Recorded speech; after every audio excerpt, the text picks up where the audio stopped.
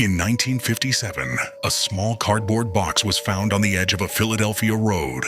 Inside, it lay the body of a young boy, beaten, malnourished, and completely alone. No one knew his name. No one came forward. For decades, he was simply known as the boy in the box. Welcome to True Crime Vault, where we uncover America's darkest and most mysterious cases. Today, we're opening a file that haunted detectives for over 60 years. A tragedy that became one of the most famous cold cases in American history. Discovery of the box.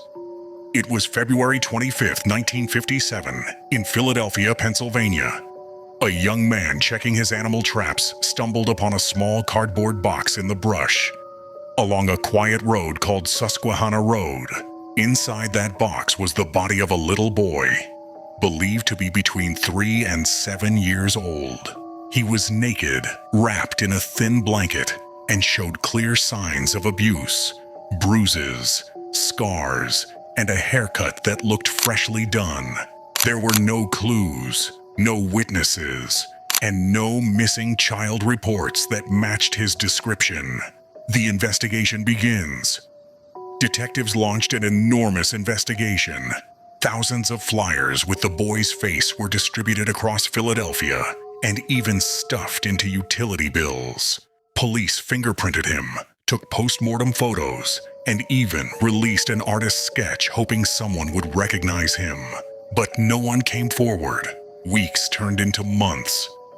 Leads went nowhere. The public started calling him the boy in the box. Theories over the years. Over the decades, hundreds of theories emerged. One woman claimed her abusive mother had purchased the boy and killed him in a fit of rage. Another theory suggested he was an orphan who died due to neglect. Others speculated he was the child of a wealthy family trying to hide a dark secret. But none of these stories ever led to proof. New technology, new hope. As time passed, technology improved. In the early 2000s, DNA testing gave investigators a new chance to uncover the truth. And finally, in 2022, more than 65 years later, the boy's identity was revealed through advanced DNA and genealogy work.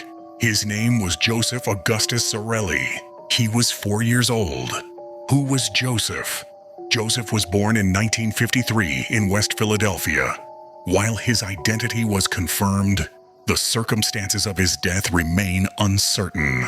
Police have hinted that they know who his parents were, but as of today, no one has been charged. The mystery of how and why Joseph died still lingers. For decades, this nameless boy represented every forgotten victim, every child who never got justice. He was buried with a simple gravestone that read America's Unknown Child. Now, that grave finally bears his real name. More than 60 years later, the boy in the box finally has an identity, but not justice. Who killed little Joseph Zarelli and why? That's a question still locked deep inside the True Crime Vault. Subscribe for more true crime documentaries, cold cases, and mysteries every week.